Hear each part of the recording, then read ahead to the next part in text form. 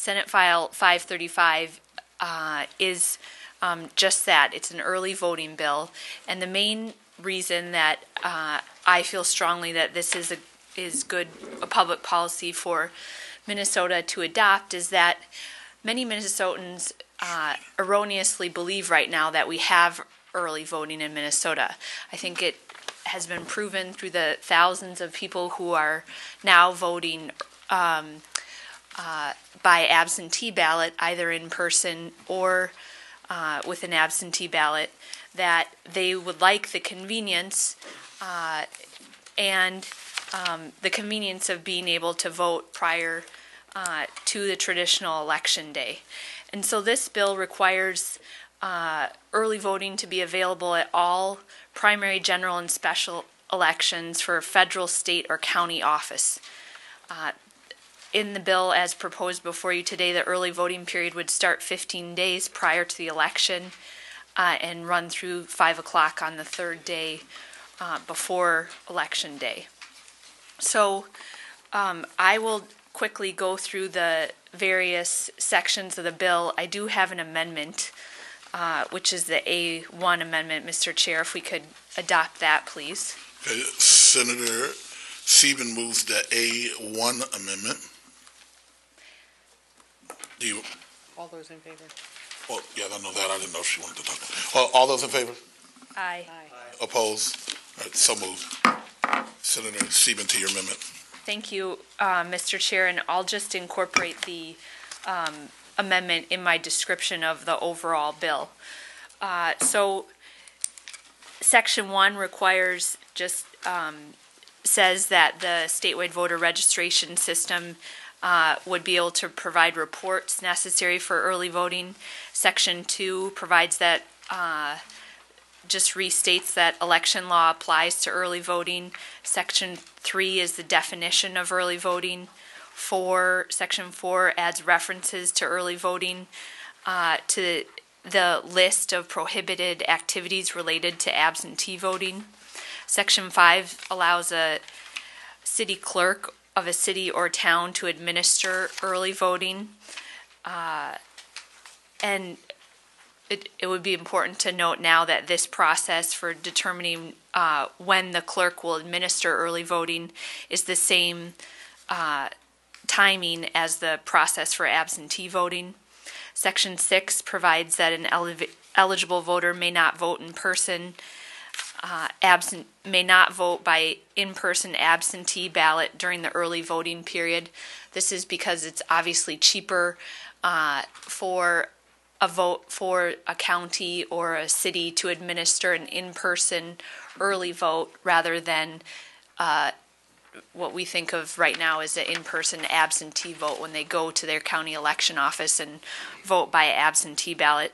Some of our testifiers will touch on that in their comments. Section 7 provides a time period for when they must be open to accept absentee ballots for in-person absentee voting. Sections 8 and 9 deal with a ballot board that would be established under early voting. Section 10 requires the county auditor or clerk to record when a voter casts a ballot under the early voting procedures. Section 11 allows for accepted absentee ballots to be opened after the close of a business day before the early voting period starts. Section 12 requires early voting ballots to be stored and counted in the same way that absentee ballots are. Section 13 provides for an eligible voter to vote in person before election day in the manner described in the bill. 14 states the timeline for early voting right now, or I should say this bill before us, early voting would start 15 days before the election through 5 o'clock on the third day before the election. And then it states that if you're in line, consistent with current election law, if you're in line by 5 o'clock on the last day of early voting, you must be able to vote. Section 15 again references the times that early voting would be available. Section 16 is actually different than bills I've carried in the past related to early voting. This bill, members, specifies that early voting would be available at polling places designated in a county auditor office or operated buildings and at the municipal clerk's office. So in other words, in previous bills it had been up to the discretion of the county auditor or the chief election official to establish voting centers. This bill says that does not allow that. This only allows that early voting would be in places like your county election office or your city hall, places where you can already go right now to vote by absentee in person. Section 17 requires the auditor to notify people when they can vote, and that they have to put it on their websites, and if there's no website, it must be published, which is similar to what they already do for other notification. 18 requires the voter to sign the same-day election certification before they get a ballot, which is similar to what they do right now. Section 19, or the same. Section 19 requires the auditor to prepare and make early voting election materials to the city clerks prior to the start of early voting. And then sections 20, 21, and 22 are related to computer programming and access and testing of equipment. And then section 23 is a blank appropriation right now. We do not have a fiscal note on this bill as presented before us at this time, but if the bill moves forward, we will certainly get that and have that information when we go to the budget divisions. I'd point out, members, too, that in your packet from NCSL, there's a map showing the number of states that already have early voting, or either early voting and no excuse absentee voting. You'll notice that the next bill on the agenda is no excuse absentee voting, and I think that really adopting both of these policies subsequently would enhance Minnesota's election system. And as I said earlier, I think that's what the vast majority of Minnesotans would like us to do, keeping in mind that we always need to look for ways to keep intact the integrity of our election system. And I believe that there are things that we can discuss more, if you'd like, that improve the integrity of the election system by adopting these two proposals that are before us. So, Mr. Chair, if it's okay with you,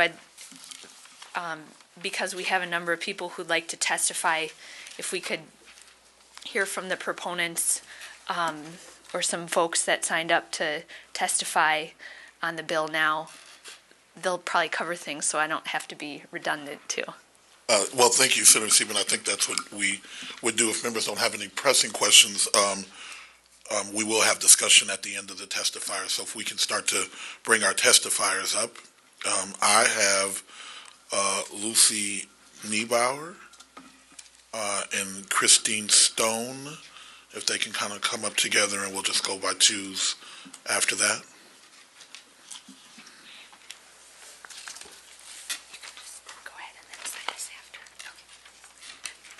Good afternoon, and thank you, Mr. Chairman and committee members, for hearing my testimony. My name is Lucy Niebauer, and I'm a co-chair at the University of Minnesota Twin Cities chapter of the Minnesota Public Interest Research Group, MPIRG. MPIRG is a statewide, student-directed, grassroots, nonpartisan nonprofit organization that has been working on environmental and social justice issues since 1971. MPIRG has run some of the largest nonpartisan voter registration drives and youth get-out-the-vote campaigns in Minnesota's history. We are well known on our campuses as a resource for students as they prepare for Election Day. Campus departments often contact us to help educate and engage students in our democracy. This fall, I led fellow students for MPIRG's voter registration and get-out-the-vote drive. At the U of M Twin Cities alone, we registered almost 7,000 students to vote.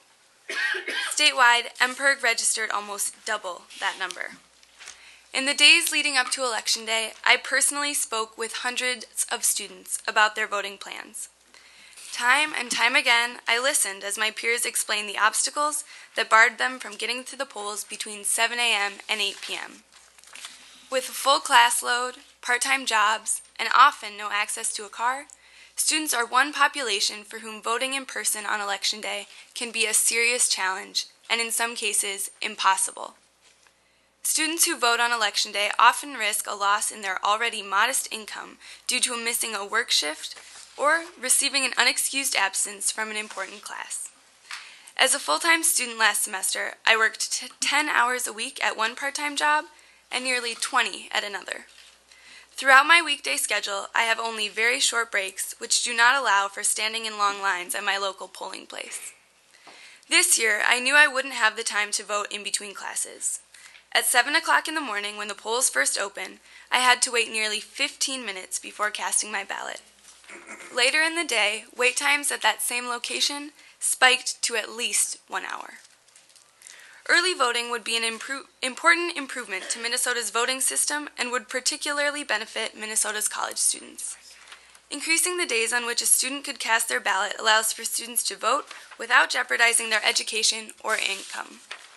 At MPIRG, we believe that voting should be made convenient and accessible to all eligible voters. We also know that young voters who vote in their first elections for which they are eligible are considerably more likely to be lifelong voters. In order to encourage young Minnesotans to establish positive voting habits, I urge you to vote yes to establish early voting in Minnesota. Thank you for your time. Thank you, Ms. Navarra. Ms. Stone, welcome to the committee, and state your name for the record.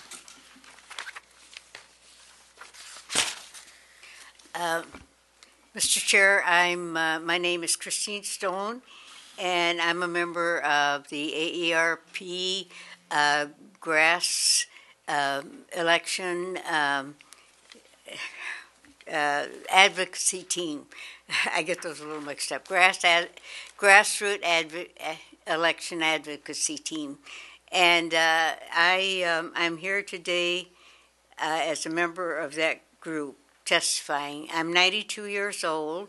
I voted in every election since I turned 21, which was the age you could vote then. In fact, since 1944, I have voted in the same precinct near my home in Maplewood, Minnesota, and I cast my first vote there. I'm here to lend support to the proposals before you today: early voting and no excuse absentee balloting. Seniors take voting very seriously, especially here in Minnesota. Minnesota has a long tradition of ensuring that our voting system is accessible, and we are extremely proud of our level of voter participation. As we look to the future, this proud tradition must continue. AERP supports efforts to improve voting procedures that encourage and promote maximum participation in the voting process by expanding the range of voting choices. We believe that as our state population ages, it is important to continue to modernize our election system and to enable older populations to have easier access to the polls. Many older citizens want to physically go to the polls. I, for one, look forward to Election Day, to getting out of the house and going down and being part of the voting process. I will continue to do that until I absolutely can't do it anymore. But so far, many other Minnesotans getting out of the house on Election Day can be harder than it seems. Finding someone to take you can be a problem. Standing in line is hard. Many seniors are afraid of the unpredictable weather we have. Others are afraid of falling or of getting sick. I know there will come a time when I might not be able to get to the polls, but I feel that these two bills would be a big help right at this point. That's why AERP believes that early voting and no excuse absentee balloting go hand in hand and are important tools for older voters. much like pre-boarding an airplane. Those tools allow older folks more time to vote under less stressful conditions. Many older voters currently use absentee ballots. However, our state law permits voters to vote absentee only under a limited set of circumstances, not including unpredictable access to transportation or fear of weather. These, I think, would make it much more simple for our seniors and older people, disabled people also. Across the country, the majority of states have enacted both early voting and no excuse absentee balloting. In 32 states and the District of Columbia, any qualified voter may cast a ballot in person during a designated early voting period prior to election. No excuse or justification is required. 27 states and the District of Columbia offer no excuse absentee ballot voting. Allow any registered voter to request an absentee without requiring that the voter state a reason for his or her desire to vote absentee. We believe it's time for Minnesota to enact these common sense voting changes too. Thank you for your consideration. Thank you for your testimony, Ms. Stone. Next up we have Jeremy Schrader, and then we have Ann Lindstrom, Deb Magnum, and Tom Ferber. I don't know if you guys can kind of come to the witness table if they're here.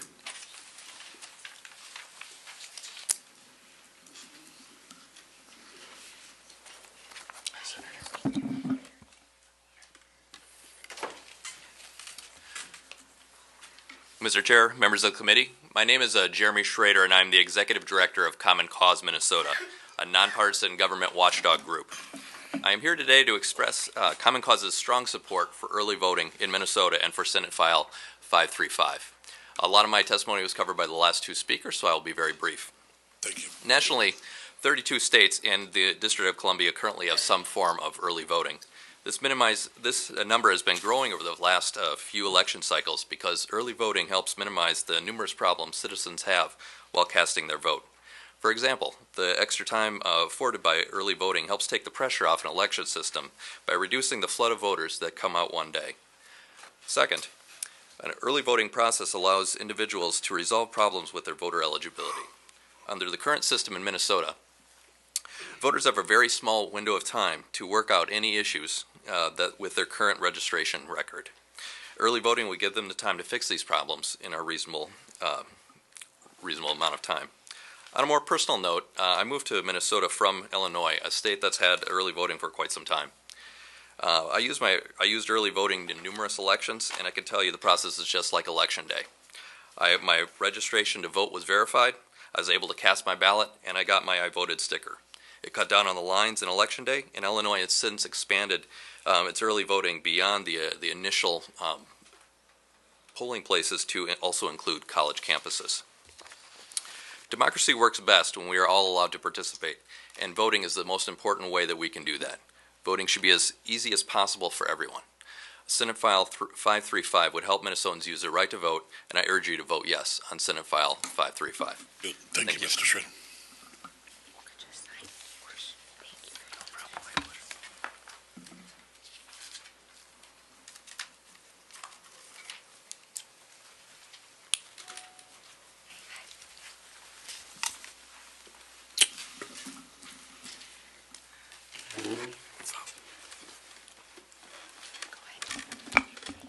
Thank you, Mr. Chair and members. My name is Ann Lindstrom with the League of Minnesota Cities. The League of Minnesota Cities supports the adoption of legislation establishing an early voting process developed in cooperation with local officials. The policies that we have at the League are greatly informed by city officials and those who have direct experience with administering elections, and that includes our elections task force. And with me today are our co-chairs, Deb Mangan and Tom Ferber, who can speak more to the specifics of our support. Mr. Ferber, Ms. Mankin, welcome to the committee. Thank you. Mr. Chair and members, my name is Tom Ferber, and I am co-chair of the joint Minnesota Municipal Clerks and Finance Officers Association and League of Minnesota Cities Elections Task Force. The Minnesota Municipal Clerks and Finance Officers Association is a 700-member organization that represents a lot of city clerks, most of which are election officials, and we work in conjunction with the League of Minnesota Cities to develop policies related to elections through our Elections Task Force. I am here to express the support of our task force for Senate File 535 to establish early voting in Minnesota statutes. Early voting is not a new concept or an idea. As part of my master's thesis many years ago, I researched the success of early voting concepts in several states such as Texas. In fact, if you ask most people in the general public or even in local media, they would likely tell you that Minnesota already has early voting.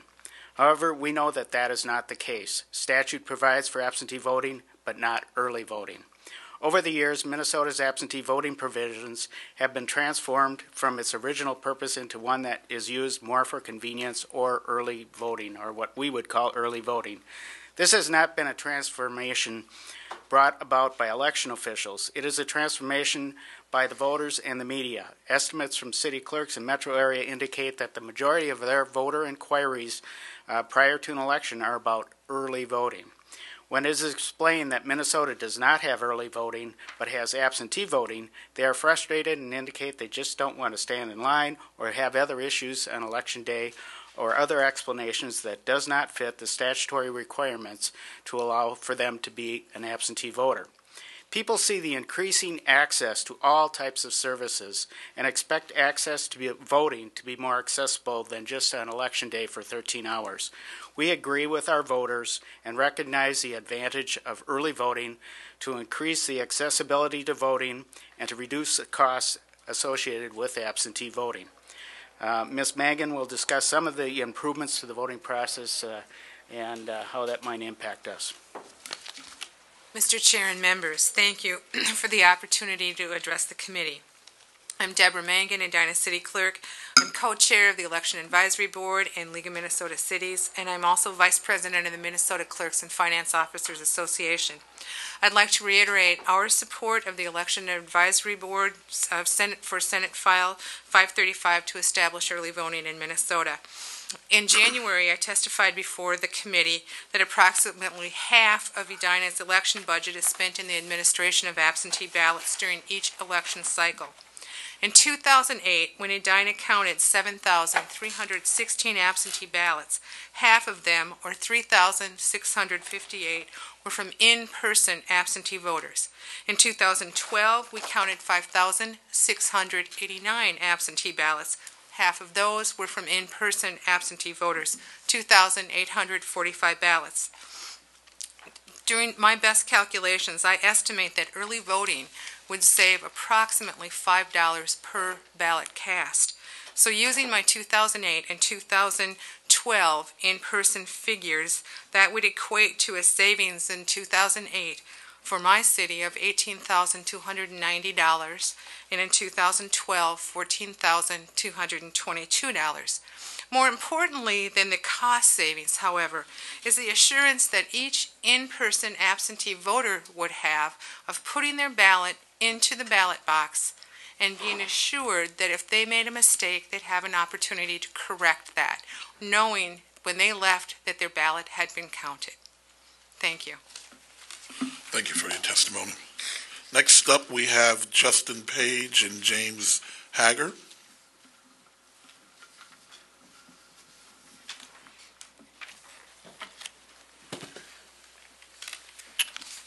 Welcome to the committee. State your name for the record.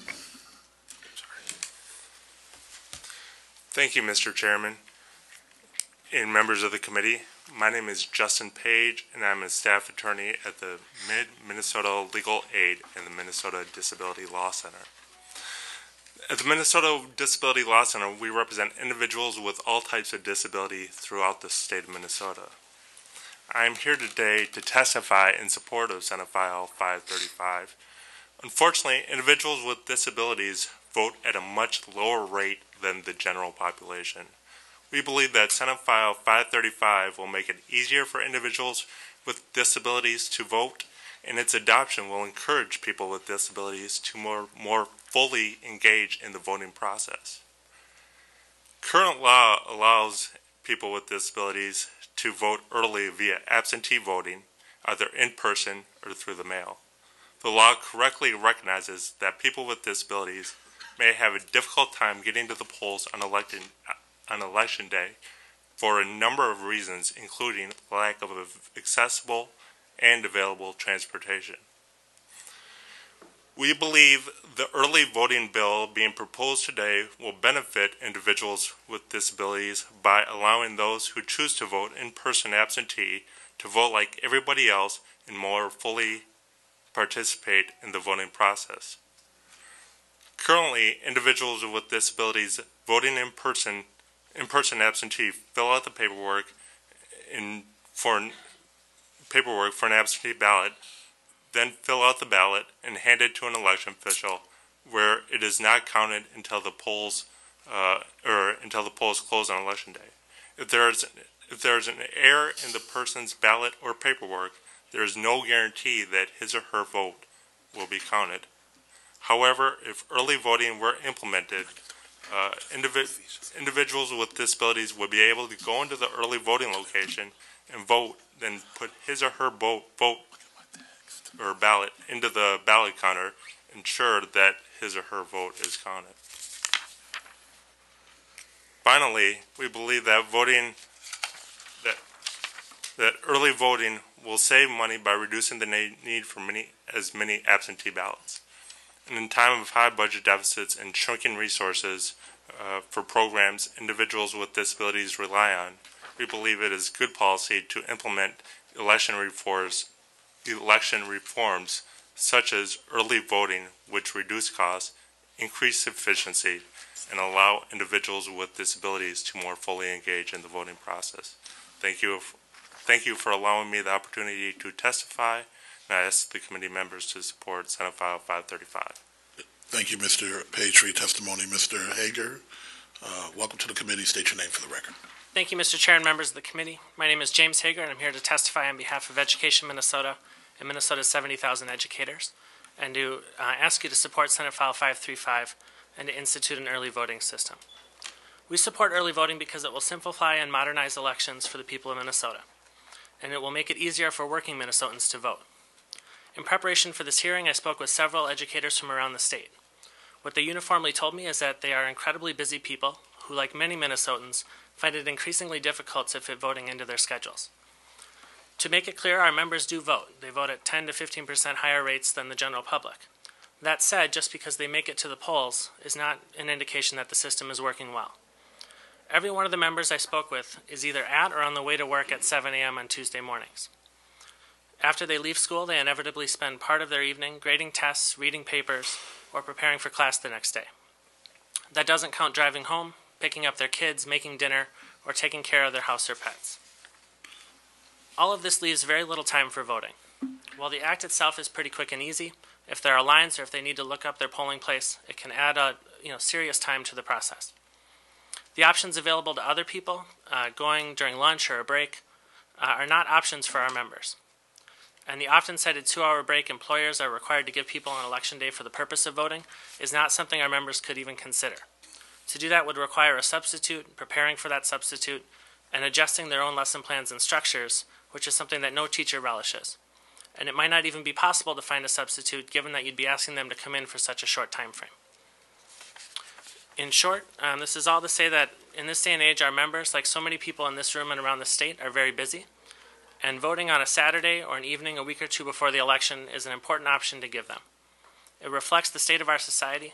It's a common sense modernization that would give voters in our state the same opportunity that voters in 32 other states have. It would likely increase turnout, and it would allow people to take part in our democracy in a way that makes sense for them and allows them to engage without being a burden. In closing, Mr. Chair and members, we support Senate File 535 because it would modernize our election system and make it easier for working Minnesotans, including educators, to vote. We encourage you to vote on this bill and move it out of committee, and please move it forward so that our democratic system can move forward as well. Thank you for this opportunity, Mr. Chair and members. Thank you, Mr. Hagar, for your testimony. Next up, we have Margot Dimke Cross and Dan McGrath.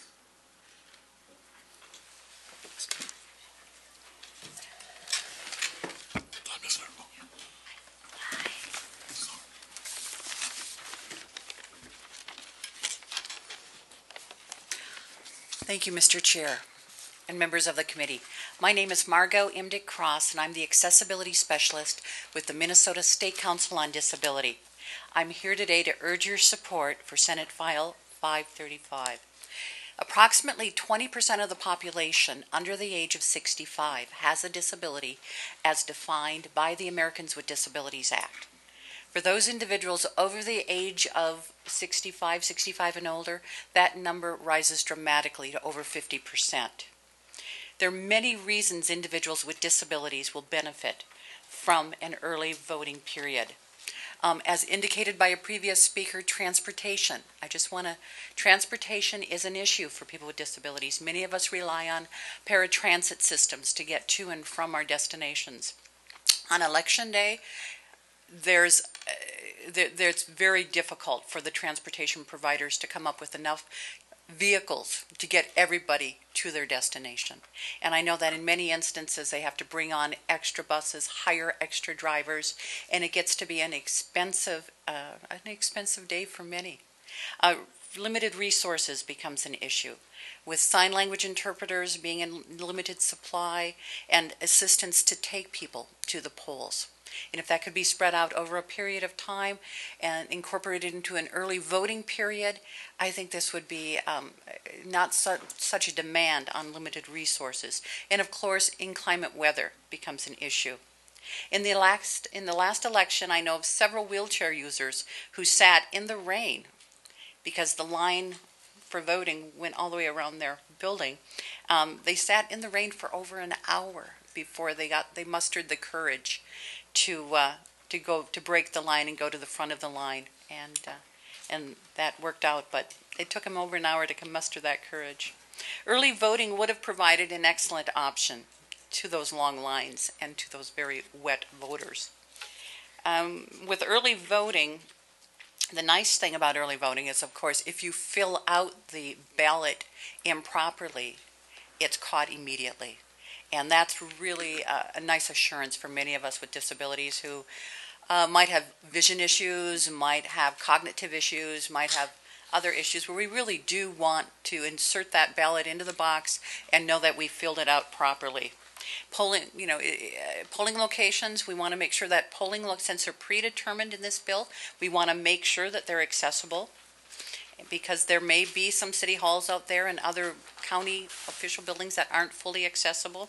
So we want to make sure that the locations are accessible, and we want to make sure that the notice to the voters is provided in an accessible format. So those are the things that we are concerned about, but yet we are very, very supportive of the bill, and we would like to make sure or urge your support for this bill. Thank you. Thank you for your testimony. I also am going to call Jennifer Schallbach up. I kind of inadvertently skipped you. I'm sorry. But Mr. McGrath, you can, welcome to the committee and state your name for the record. Thank you, Mr. Chair and members. I'm Dan McGrath, President of Minnesota Majority. I'm going to shift gears a little bit here and testify wholeheartedly in the strongest terms against Senate File 535. Besides being extraordinarily dangerous for the integrity of our election system, this bill is unconstitutional. Article 7, Section 7 of the Minnesota Constitution reads, "The official year for the state of Minnesota commences on the first Monday in January. In each year, and all terms of office terminate at that time." This is the important bit. "The general election shall be held on the first Tuesday after the first Monday in November in each even-numbered year." Shall be held on the first Tuesday. We simply cannot conduct general election voting prior to or after the constitutionally designated election day. The Constitution doesn't permit elections to be held for weeks. They take place on one day, the first Tuesday after the first Monday in November in an even-numbered year. Even if the bill were constitutional, which it most certainly is not, the proposal is a threat to the integrity of our already weak election system. We simply cannot have every single election convenience to make voting easier, and at the same time have none of the features that other states employ to make cheating harder. Unless our objective, of course, is to be governed by the candidates and parties who cheat the best. Some states have early voting, some have no excuse absentee voting, some have election day registration, Some use vouching, some vote by mail. No state combines all of these features, as well as having no identification requirement. All this bill accomplishes is to make the window for fraud exponentially wider, while casting aside the meager protections that we do have in place in the form of citizen oversight and partisan poll challengers. How can we possibly expect to staff polling locations for weeks on end with partisan poll observers when we can't, the parties have a hard enough time getting enough volunteers out on one day to accomplish that? So citizen oversight, partisan oversight goes out the window if we employ early voting. I don't believe there's any way to make this bill workable, and I will urge the members of the committee to vote against this serious threat to the integrity of our election system. That'll conclude my remarks. Happy to answer any questions when testimony is complete. Thank you for your testimony, Mr. McGrath. Ms. Schaubuck, if you could come to the table.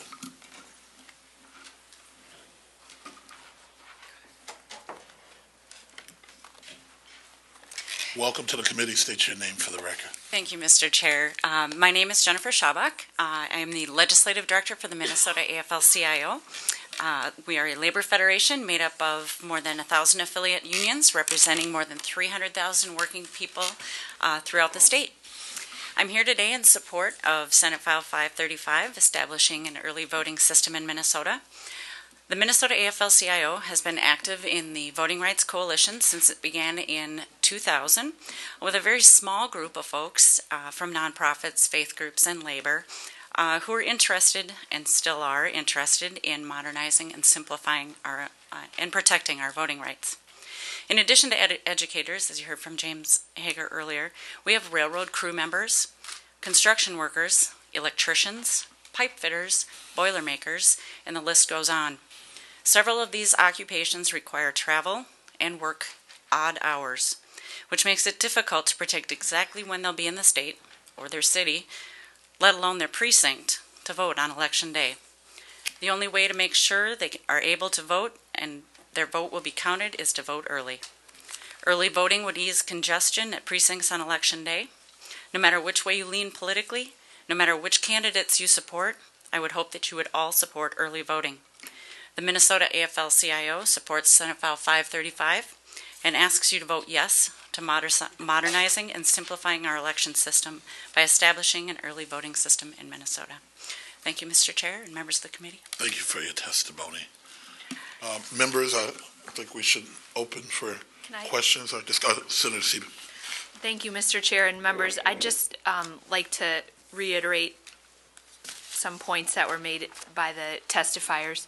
The first that I think is something we can't ignore is the simple fact that Minnesotans are voting right now prior to Election Day. In fact, I have a flyer here that was distributed by one of the major political parties for this last election that I didn't distribute because I didn't want to make it too partisan, but it says, "This year's election is too important to put to chance. Make sure your vote counts by voting early today." And then it goes on to explain that there are two ways to vote early. One, absentee voting in person, or two, absentee voting by mail. Neither of these examples or the flyer on either side explains, that was again distributed by a major party, explains that there are conditions right now on voting early here in Minnesota as defined by state statute. So I think we're at a critical moment. If even the major political parties are encouraging our constituents to go out and vote, and in fact, crossing the line here on whether they're breaking the law, because current law does not allow people to vote early unless it's they're giving a verifiable reason, as we'll discuss in the next bill. We're behind the times here. We're behind the times in terms of, you look at the number of people who had to wait in line this past election, which can be attributed to a number of factors. But I think on Election Day, for instance, in my own precinct, there was a long line of voters when I went to vote that were just standing there waiting. Why, as Minnesotans, who we pride ourselves on having a strong election system and a good system on good government, why should we require Minnesotans to wait in line to cast a ballot? It just seems so nonsensical and antiquated. So with that, I guess I'll reiterate that I've said to my colleagues on the committee that I'm very willing to work with you as members of the committee if there are additional parameters that you would like to see implemented to make this a workable solution, whether it be shortening the amount of time that early voting is available, other things that you see are real. If you foresee problems with the current bill, I'm very willing to work with you on that because I think that this is pressing enough that we get it done yet this session. Thank you, Senator Sieben. I guess as custom in this committee, if there's anybody else in the audience that hasn't had a chance to testify, if they would come forward now.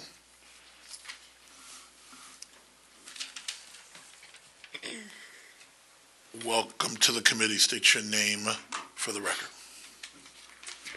Thank you, Senator, and thank you, members. My name is Catherine Dorr. I am a resident of Minneapolis. I am also a Minneapolis election judge. I would like to give the perspective in support of us election judges who hopefully will see this bill come to be.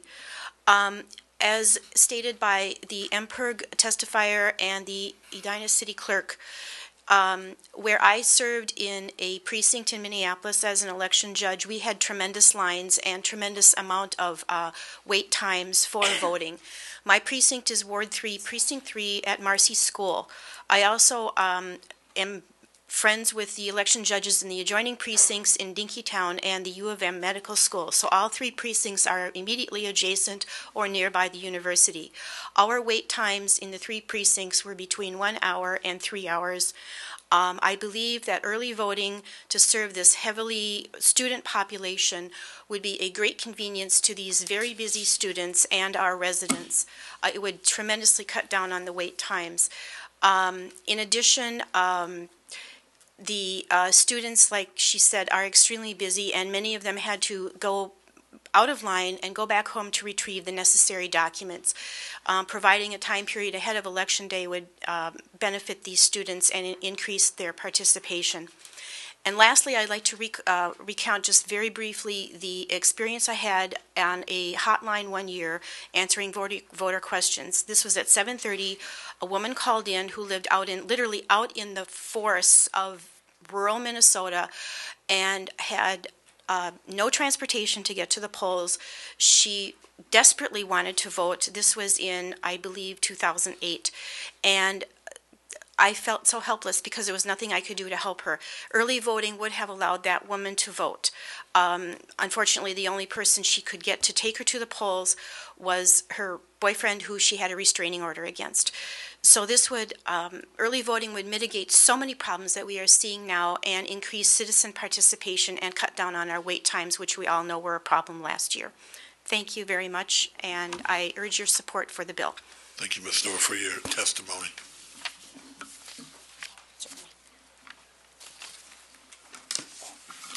Hi, my name is Sue Jeffers. I'm an election judge in New Brighton. Welcome to the committee, Ms. Jeffers. Thank you. I would like to suggest that you fire all the election judges in Minneapolis. Nobody should ever have to wait for 1 to 3 hours, let alone out in the rain. They clearly need new training. This is a horrible bill. Horrible bill. What most people want in Minnesota is honest elections. This isn't about making it easy so you have time to go home and take care of your pet. Are you kidding me? As an election judge, I'm telling you, this is a bad bill. We want honest elections. Thank you. Thank you for your testimony. Doesn't look like we have any more testifiers, so members, I guess if there's questions about the bill, Senator Limmer. Thank you, Mr. Chairman. Senator Sieben, Mr. McGrath made a reference to a constitutional element in his discussion, and knowing that, we've had some type of early voting allowance in our statutes. How do we, this is the first time I've known of a constitutional reference to an election day, despite the fact that we have statute written to allow early voting for an excuse. So how did we get to that? Do you know? No, I don't. Senator Mr. Chair and Senator Limmer, I thought that was a good point that Mr. McGrath raised, in that I hadn't been aware of that before. Perhaps council could give me some guidance here or help. Ms. Daigle. Thank you, Mr. Chair, Senator Sieben and Senator Limmer.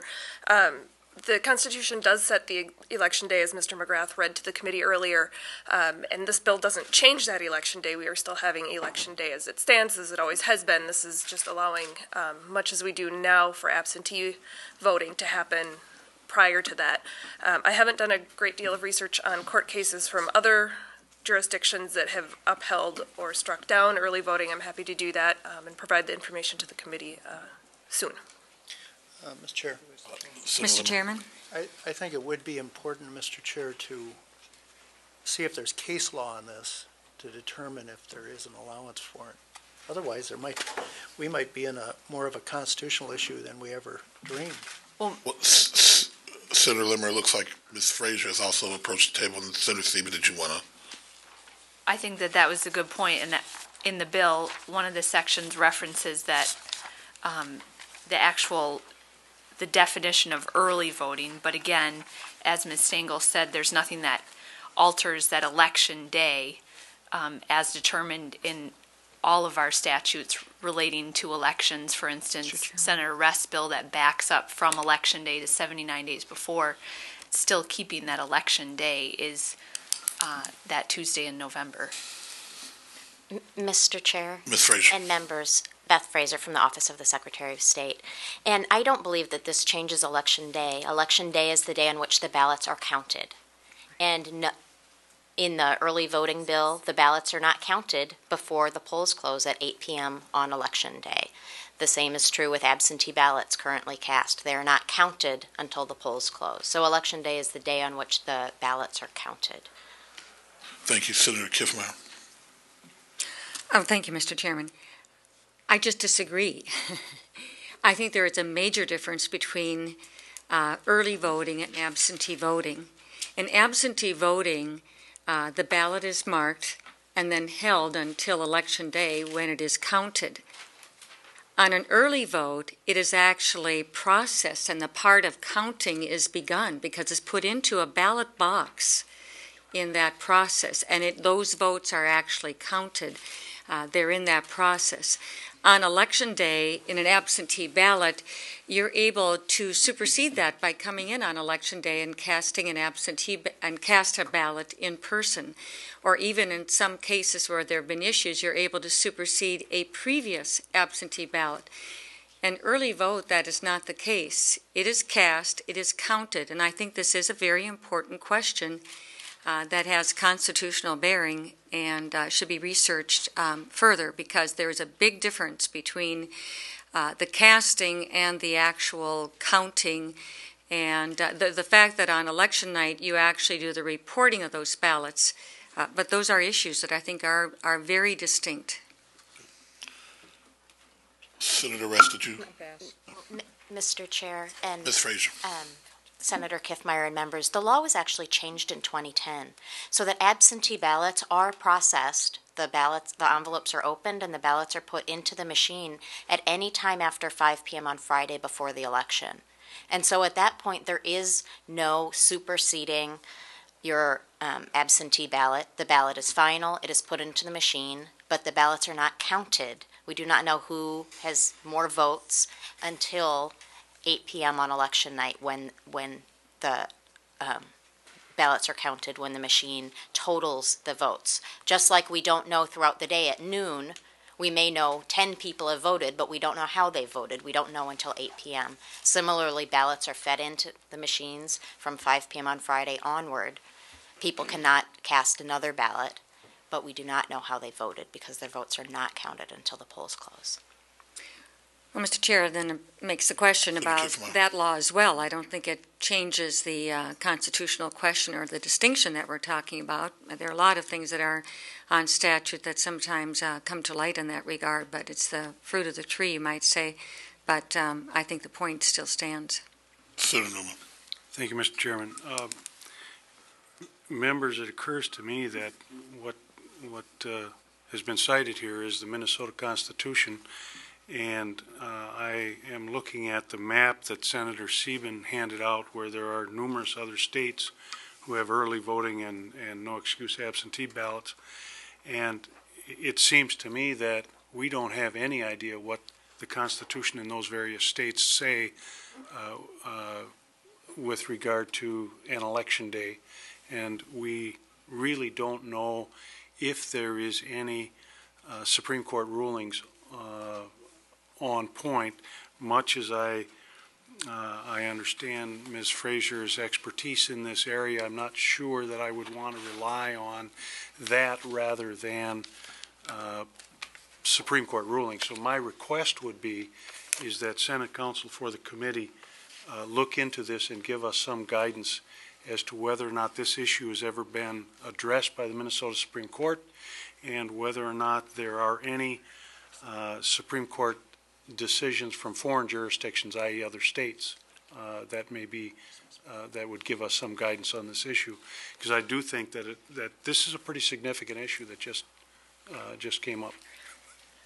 Senator Ress. Well, Mr. Chairman, I was going to recall the 2010 legislation, and I think it when it was passed there, it was passed I think unanimously in the Senate and almost unanimously in the House, and signed by Governor Pawlenty. It was a bill that was extremely well vetted, and a constitutional issue was not raised. With regard to absentee ballots, if somehow they're going to come into question, Senator Lemmer, you are disenfranchising every single member of the military from Minnesota that serves overseas. I don't think you want to go there. Oh, Mr. Chair. Senator Lemmer. I don't know why my intent is being questioned right now, Senator Rest. No, that's the result of it. All I'm asking for, Senator Rest, is a clarification of a constitutional prerogative. We can't write statute contrary to the Constitution, even though 100% of the legislators write it. I'm just asking a question because I want to make sure I follow the law. At least I follow the law, Senator Rest. And I think it's important to have this discussion. Well, Mr. Chairman, and you don't have to tell me that I don't have to go there. Well, Mr. Chairman. Senator Lemmer, if we could work through the chair now, I think that's customary in the Senate. Mr. Chair, this is a question about protocol and the rules of the Senate. I'm not going to sit here and be questioned about motive or being warned where I have to go on a public discussion. Mr. Chairman, that was not my intent. I was trying to indicate what the scope of the importance of the absentee ballots are. And the reason why we changed a lot of law recently, Senator Lemmer, has been because of our response to the federal government in protecting the right of the military and other overseas Americans to participate as fully as possible in our elections. And when I was saying you, I was really meaning us. If we are starting to challenge the absentee ballots on a constitutional issue, I think that is a very I really do think that's a very dangerous place for us to go, because that's certainly not what's been coming down from the Supreme Court or the federal government with regard to absentee ballots. It's been to expand that, and I mean, we don't allow them to vote electronically yet. Some states do, but I think that that law that we passed has not been challenged by anyone as being constitutional. Maybe Mr. McGrath is going to file a suit. It'd be very interesting to see what the Supreme Court says about it. And, you know, and I'm saying all this, and I'm, as Senator Sieben knows, I'm not a huge fan of early voting at all. I believe philosophically in the simultaneity of the voting experience, and as far as possible, it ought to all occur on election day as far as we can. And she has said, you know, she entertains the notion of just how long that period of early voting can be. Some states have 30 days. I think that's bad public policy. 15 days is in my mind also stretching it. But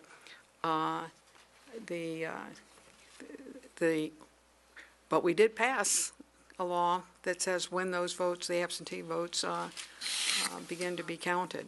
And that was done at the, as I recall, Senator Sieben, Ms. Fraser, wasn't that, it was done in a lot to respond to the local elections officials to allow efficient counting of the ballots.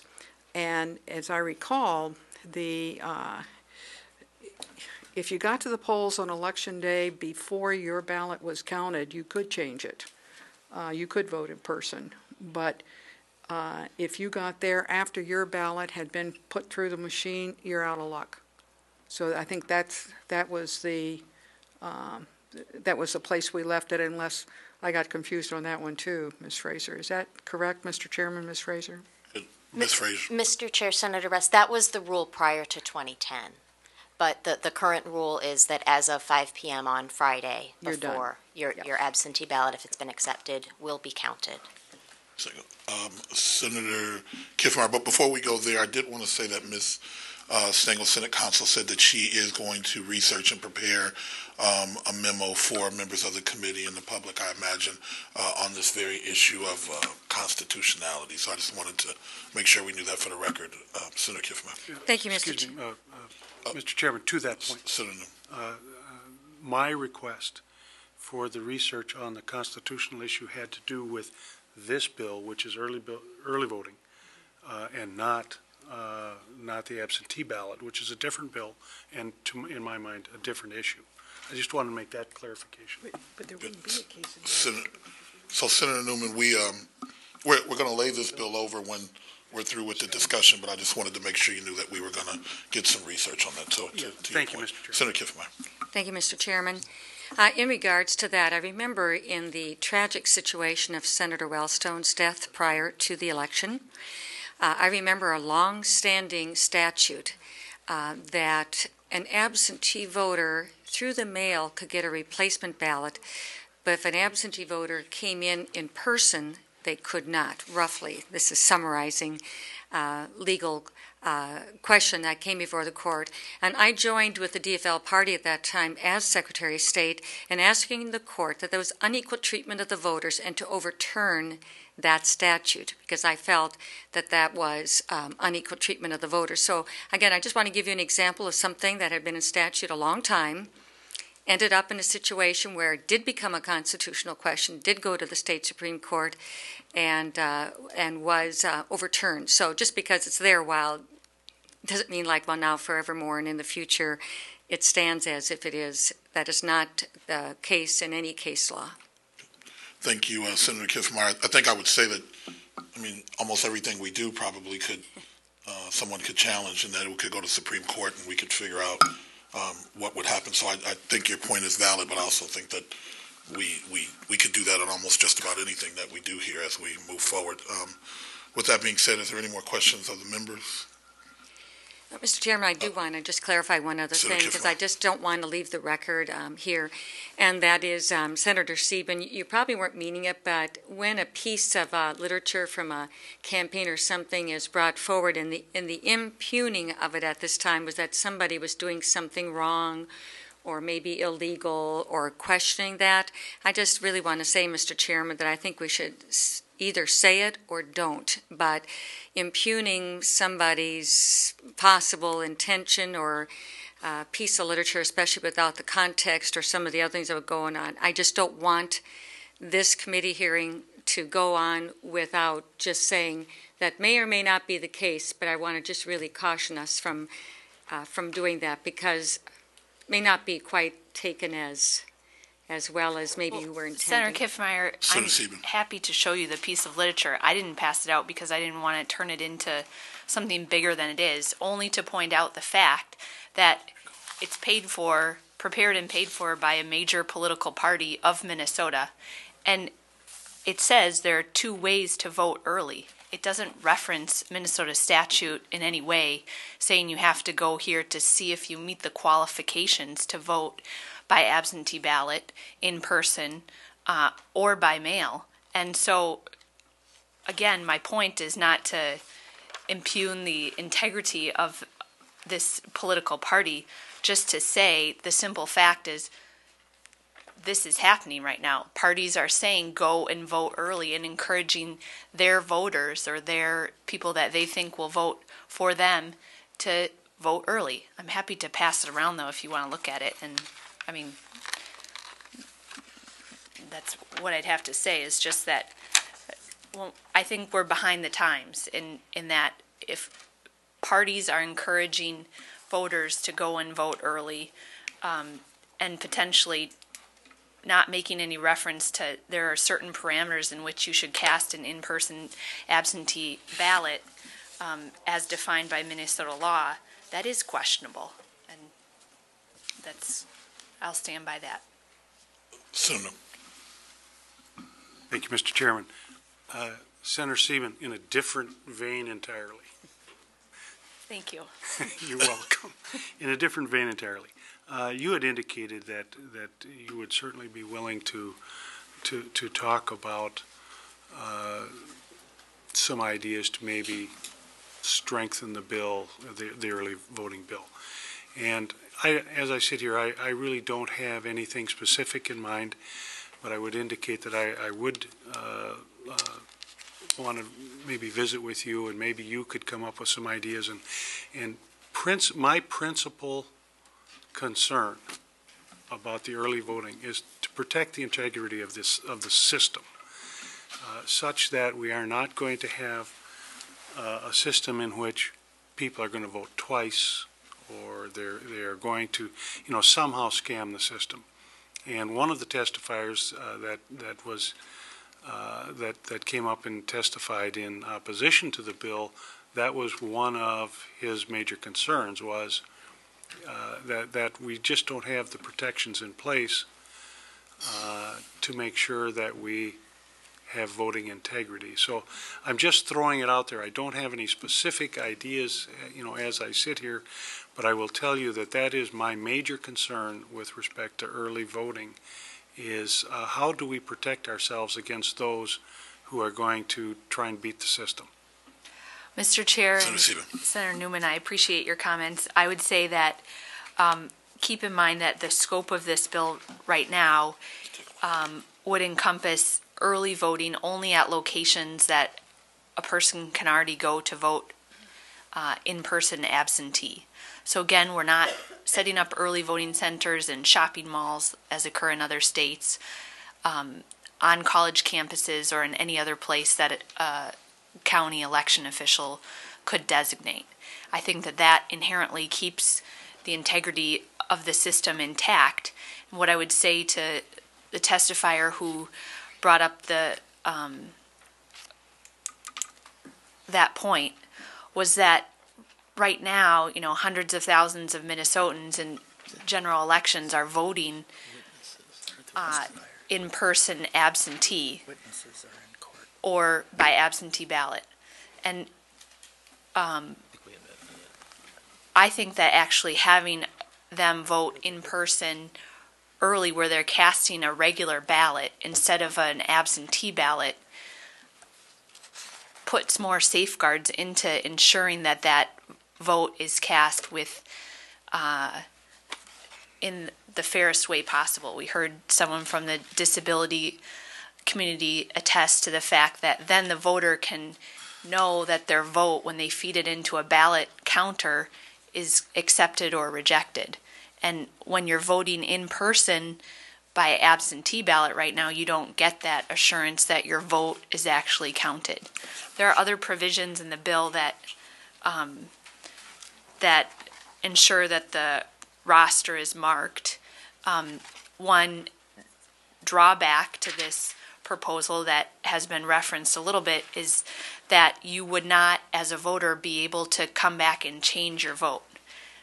So, for instance, if you voted early now under this proposal 4 or 5 days before the election, you went to the city clerk's office in Cottage Grove or at the Washington County Government Center and voted early in person, and you changed your mind based on a presidential debate or something that was happening at the last minute, you wouldn't be able to go back and change your vote because your vote has been tabulated at that time, not reported, obviously, but your ballot has been accepted.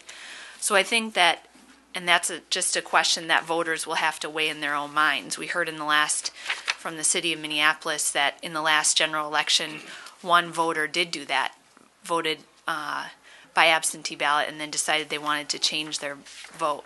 Under this proposal, that wouldn't happen. I don't think that happens enough to really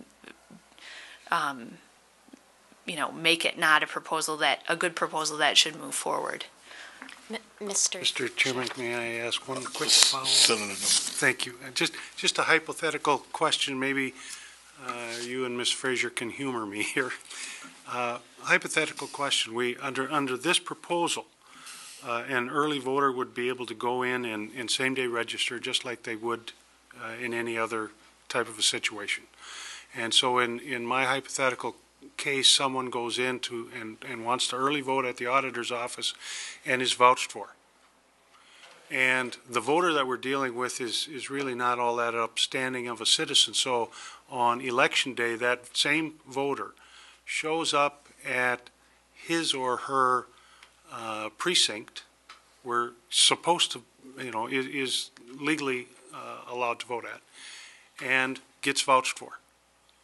Is the system that you are proposing going to catch up such that when that not such a great citizen shows up on election day to vote for the second time, is the system going to be able to react quick enough to catch him at it? Ms. Frazier. Mr. Chair and Senator Newman, yes, it would. I mean, the proposal requires that the roster be marked so that when the voter shows up at the polling place, the election judges would see that the person had already cast a ballot that had been counted and would say, I'm sorry, but you've already voted, you'll need to leave, and would not be given another ballot. In fact, the proposal requires that the local election officials use the statewide voter registration system to track people who have voted early, which would even mean that if I lived in Hennepin County and if I went down to the city of Minneapolis and cast an early vote, and they would process me, they would mark it in the statewide voter registration system that I had voted early, that if I went to Hennepin County later that afternoon and tried to vote again, they would pull up my record and say, oh, I'm sorry, you've already voted early. You cannot cast another ballot. I mean, that's one of the keys to this proposal, is that it does require the use of a statewide database to which all county auditors and which certain municipal clerks have access, and it limits early voting to jurisdictions that have that access and the expertise in using the system. The other thing I would say, as Senator Sieben was pointing out, is that early voting is in-person voting. And to quote my friend Dan McGrath, in-person voting is the gold standard when it comes to voter integrity. And so, I mean, this is, I think, the direction that we should be going if that's your primary concern. Senator Cole. Mr. Chairman, maybe I could inquire of Senator Newman, and although I've just been here for a couple of minutes, with my meetings that were going on, I was listening on the monitor, the television, to the debate. And of course, it's interesting that we have on the committee both of the chief authors of last year's legislation, and so both Senator Newman, yourself, Senator Kiffmeyer and Senator Kiffmeyer yourself, when you were Secretary of State, have dealt with these issues extensively. And it struck me in listening to some of the testimony, again, on the television, and then just, Senator Newman, listening to yourself, that it's a revisiting of a lot of the issues relative to photo ID. not so much early voting. And it's not my intent to get into a debate again about photo ID, and obviously we know what happened in November, but and certainly you spoke strongly and eloquently during the course of debate last year relative to the photo ID. But I can't quite wrap my arms around why early voting would be, as you just suggested in your questions to Senator Sieben, would be, rife with problems. If you're voting, and I think Senator Sieben pointed out, the strongest protection is that this legislation does not contemplate setting up other voting locations, as has been the case in some other states, where you could vote at some place that was more convenient. So since you're voting at the same polling place, it just allows for that much more of an opportunity for citizens to vote who might have a difficult work schedule on Election Day, who might have family problems, where maybe they know that maybe somebody's scheduled for surgery on Election Day, and they can't, and they're going to have to be at the hospital with family members or something. So I'm not quite sure what the problem would be with the early voting. I understand the photo ID. Now, obviously, I disagreed, but I understand the theory behind photo ID. This one, I don't understand why there would be any opposition to it. Mr. Newman. Senator Cohen, the answer to your question is I am not necessarily objecting to early voting. I tried to phrase my question to Ms. Frazier and to Senator Sieben in the form of trying to educate me. This is a new form of voting in the state of Minnesota that is being proposed, and I am simply trying to be well informed as to how it is going to work before I say I am going to agree with it or not. So it's all I was doing, Senator Cohen, was asking a question. Yeah, Mr. Chairman, I apologize. I didn't mean to suggest that and that was certainly clear from the question. So maybe my question back to you was maybe more rhetorical than directed at yourself. But it does strike me that as I've read about and understood early voting in other places around the country, I have wondered, where you set up early voting at the shopping center or whatever, that there might be more of an opportunity for duplicate voting or whatever. That if if I live in St. Paul, but I go vote at the shopping center in Rosedale, a little bit, it might be tough to get that back to my precinct in Highland Park. So it strikes me that this legislation is pretty narrowly drafted in that respect. Members, I do want to remind us that we have one more bill left. I know that Senator Cohen has kind of opened the discussion kind of broadly, and so as we move forward, I do want us to know that we have one more bill, so if we can kind of succinctly state our points and counterpoints so that we can get done with our business for the day. Senator Newman. I have nothing further, Mr. Chairman. Thank you, Mr. Chair. I think to also chime in on the response to that, understanding that one of the questions that was brought up, we currently have vouching. And so it isn't a matter of if you use the same name, that's not the thing. Yes, that system might do that, but you don't. You also have the other election laws, which in Minnesota, you have other situations. And now you not only have one election day with election day registration and those opportunities and everything that goes with election day, now you spread that into many election days, supposedly. And the open door of the locations that this is tight right now. But we understand that the next legislative session can say, well, we're just going to do it one little more broader, and more you start opening the opportunity here. And the check and the balance of the whole thing, plus in addition to the vouching and the other things that we have, especially when we already have in place a system that can address many of the things that the testifiers talked about, even including the ballot scanner can be available there for absentee voting. It doesn't have to be restricted to just an early vote as far as a tool of use for in-person and the ballots that come there. So, but I think my biggest thing is that it's not in isolation, and it's not like if somebody is using the same name at two different times. Senator Ress. Senator Kiffmeyer raises an interesting point for me because I'm not sure this answer, or I'm not sure how that works with early voting in your bill, Senator Sieben. Can someone come to do early voting and register at the same time and do that through being vouched for? Senator Sieben. Mr. Chair and Senator Rest, under the proposal that would be allowable because you would be able to still have register on the same day and then cast a ballot. And Mr. Chairman, Senator Sieben, and it could be your registration could be what do you want to call it? Verified or by someone vouching for you, just like it would be on the general election day in November. Is that correct? Senator Sieben. Yes, that is correct. Mr. Chairman? Senator Kiffmeyer. Yeah, I'm not confident that is indeed the case, because I remember testimony last year in regards to the photo ID bill that said it takes all this time to go check all these systems. So either one is true or the other is not. So I'm like, what's the situation? I think that exposes itself in this very discussion some pretty serious concerns and issues that are arising in regards to this. It's not so simple as you would think. So trust the article. With no further comments, Senator Sieben renews her motion. Or actually, Senator Sieben, do you have kind of the final word, or are you ready to move here? I'm ready to move it. Okay. Senator Sieben moves that SF 535 as amended be laid over. All in favor? Aye. All opposed? No. So moved.